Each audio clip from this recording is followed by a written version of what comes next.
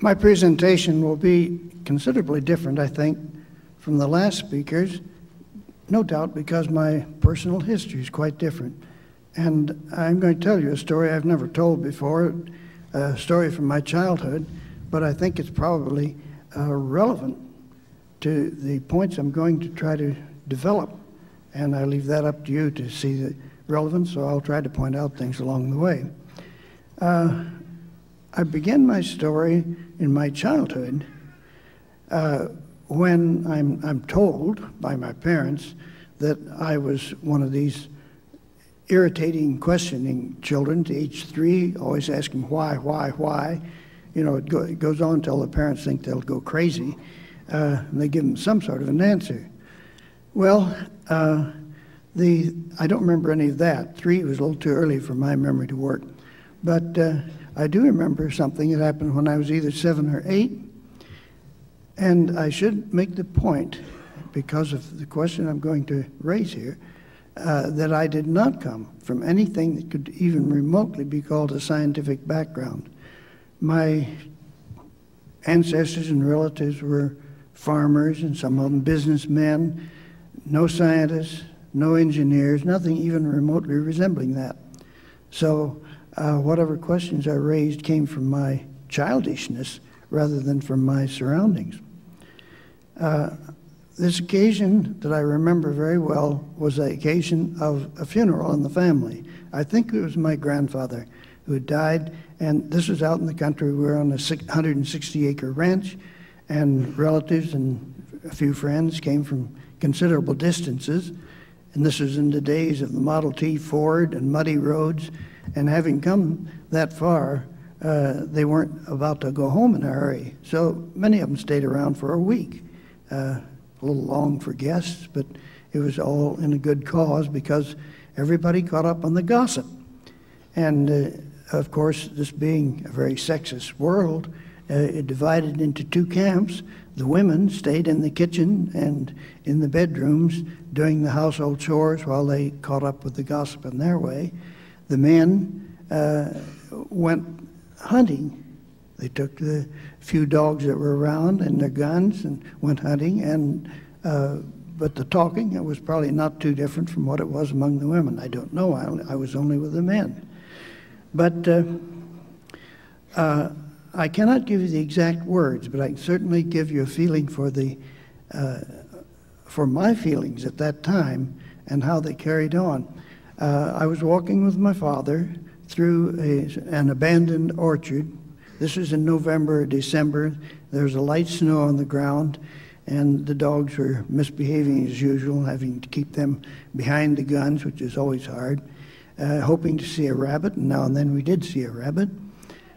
And I was walking with my father, and I, making small talk perhaps, I said, I understand that God made everything and all the people in the world. But what I don't understand is who made God.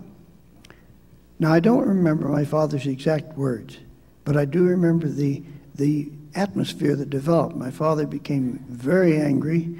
I only saw him out of the corner of my eye, but I had the feeling his face was flushed, and he said in a very emotional voice, "That's a question you must never ask." I got the idea. This was taboo. I didn't know the word taboo, but I got the idea. And from that day on, I never asked the question, where did God come from? Who made God? Because I realized you just don't ask that question. And thus, I had to make do with what I could make of my own cogitations. Well, you see, what's involved here is the idea of an infinite regress. You can say somebody else, Zeus made God. Well, who made Zeus? Well, Thor made Zeus.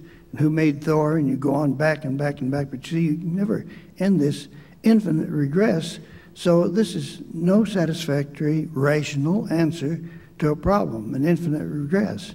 On the other hand, as a previous speaker pointed out, to get something from nothing is also very disturbing. I found these equally disturbing and never tried to put my money on one or the other.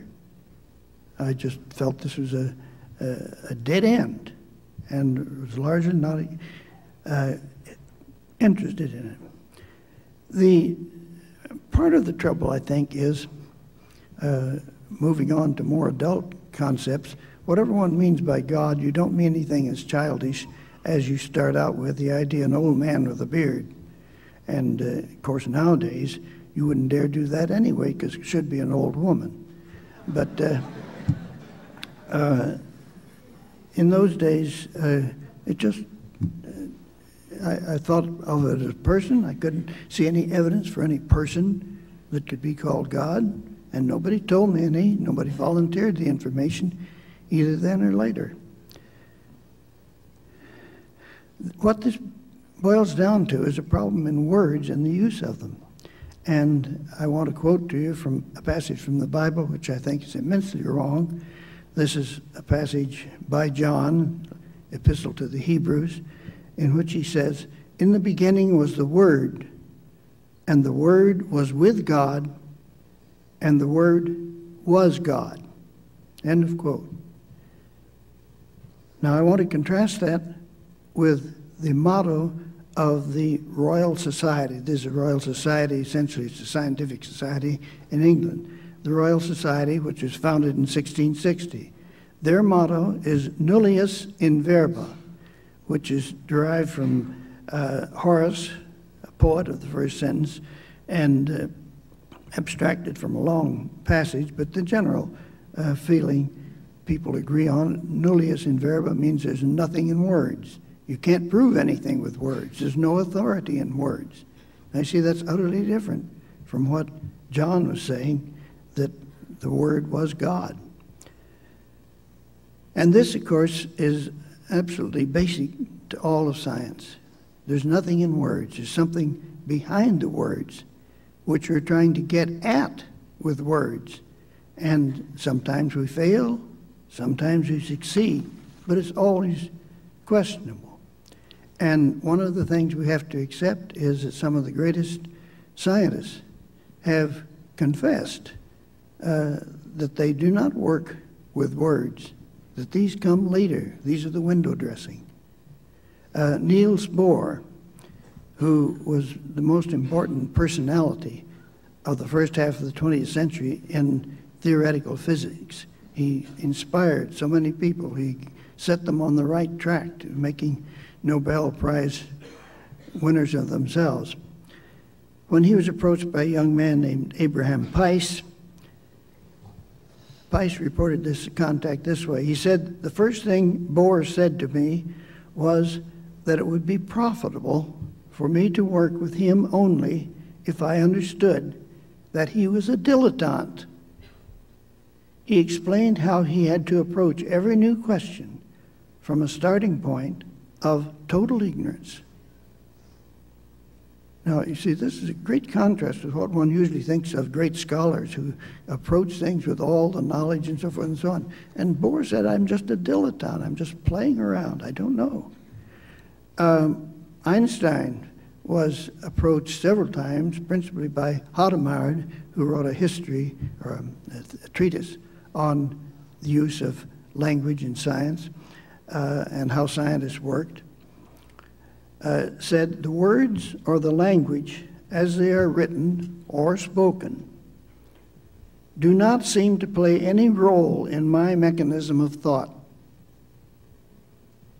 That's a pretty extreme statement for a man of Einstein's standing to make. And on another occasion he said, "I very rarely think in words at all. A thought comes and I may try to express it in words afterward." And he said the belief of certain people that thinking is always in words made him laugh. This, I think, we should take very seriously, and I think this is a way of operating not only among the giants in science, but also, to a lesser extent, to the extent that they can, among the ordinary foot soldiers, that a great many of them do not operate with words, except at the last moment, so to speak. They're operating with ideas, with visions of movement, of relationships, and so forth and so on. And somewhere along the line, before they can talk to somebody else, they have to put some words to it. And that, of course, is where the trouble may come in. Einstein, by the way, did not speak until he was 3 years old, so he'd ordinarily be classified as a backward child. And at 9, it was recorded that he spoke with great reluctance in class, as though he were thinking a long time before he'd be willing to speak. You see, so this is a deeply ingrained thing. He was not talkative. I find that it helps to think of our way of taking into ourselves the phenomena of the world, that we do this with 3 filters.